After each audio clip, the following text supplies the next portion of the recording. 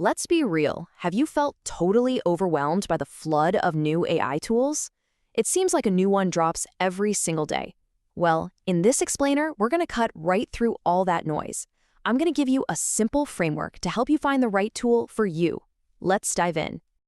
I mean, this quote just nails it, doesn't it? It perfectly captures that feeling of excitement mixed with, total exhaustion. But the good news is we've done the hard work. We've waded through those thousands of images and all the research for you, so you don't have to. Okay, and this is probably the single most important thing to get right off the bat. The idea of a single best AI tool, it's a myth. It doesn't exist. The real goal isn't to find the one tool that rules them all. It's to find the right tool for what you need to do, for your budget, and for your skill level. So let's totally shift how we think about this. So how do we do that? We're going to use a really handy mental model. A classic, actually, the trade-off triangle. This simple little framework is going to be our map for figuring out any AI tool we come across. The big idea here is actually pretty simple. Every AI tool out there is making a choice, a compromise. It has to balance three key factors. And if you understand that balance, well, that's the secret to making a smart decision. So what are the 3 points of our triangle? First up, performance. Basically, how good is the stuff it makes? Is it high quality? Is it accurate? Is it powerful? Second, you've got accessibility. How easy is this thing to use? What does it cost? Is it going to take me weeks to learn? And number 3, control. How much can I tweak and customize? How private is my data? Do I actually own what I create? Every single tool picks a corner of this triangle to focus on. Okay, theory's great, but let's make this real. We're going to start by taking our framework and applying it to the wild, wild west of AI image generators. So when you look at the AI image world, you've got these 3 huge players that honestly fit our triangle perfectly. If you want peak performance, you're looking at Midjourney. For maximum accessibility, you've got DALL-E 3. And if you want total, absolute control, well, that's Stable Diffusion.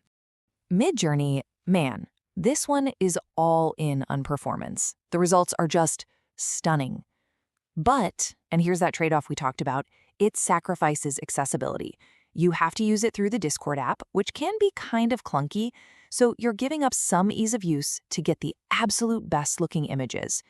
Then you've got DALL-E 3, sitting way over in the accessibility corner. It's baked right into ChatGPT. There are no weird commands to learn. You just talk to it like you're talking to a person. The trade-off? The final image might not be quite as jaw-droppingly artistic as Midjourney's, but you get something great in like 5 seconds. And then there's Stable Diffusion, the peak of control. So what's the catch? Well, it's a big one. You're giving up both performance, because the basic model isn't quite as polished, and accessibility, since the learning curve is massive and you need a pretty beefy computer to run it. But the payoff for all that trouble? Ultimate freedom. And hey, this framework isn't just for the big 3. It works for all those specialized tools too. Take Adobe Firefly. It's built for professionals, so it prioritizes control by training only on licensed images so your legal team can sleep at night, and accessibility with a super clean interface. It trades away a little of that raw artistic performance you get from Midjourney to make that happen. See? Every tool makes a choice. All right, let's switch gears. We're going to take the exact same triangle and apply it to our next case study, the world of large language models, the text generators.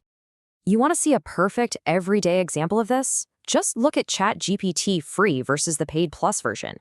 The free version is the absolute peak of accessibility. Anyone can use it right now. But for $20 a month, what are you buying? You're buying performance, access to a much smarter model, more features, and way higher usage limits. It's a classic trade-off. And this table just lays it all out crystal clear. I mean, look at the raw numbers for getting access to the best model.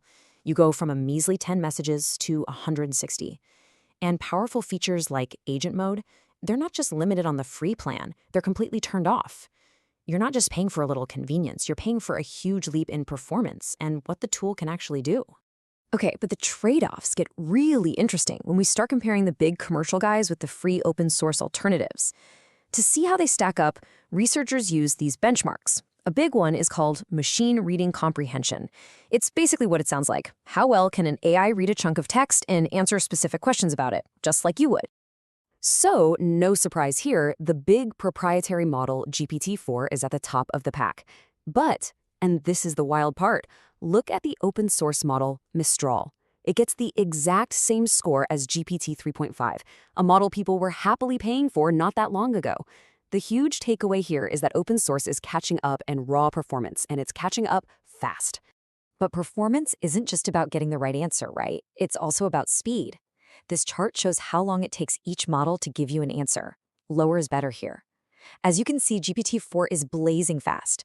But check out the open source model Dolphin Phi 2. It's also really quick.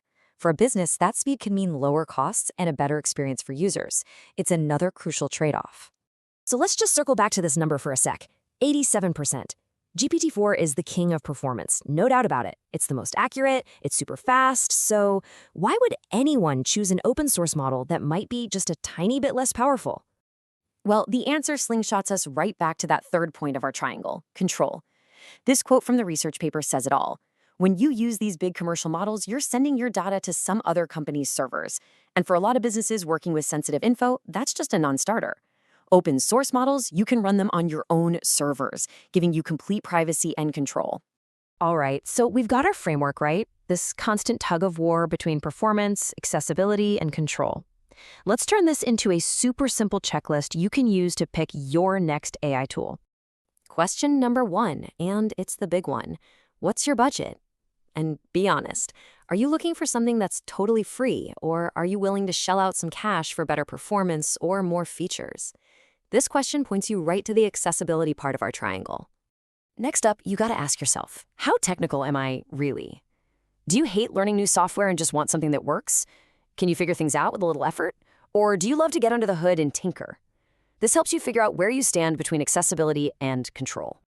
And the last big question is, what are you actually trying to do? The best tool for making photorealistic product photos is gonna be different from the best tool for creating dreamy, artistic images. Your end goal is what tells you how much you need to care about pure performance. So look, the best AI tool, it's a myth. It doesn't exist. But the right tool for you? Oh, it's definitely out there. By balancing performance, accessibility, and control, you can finally cut through all the hype and find exactly what you need. You have the framework now. The only real question left is, what are you going to build with it?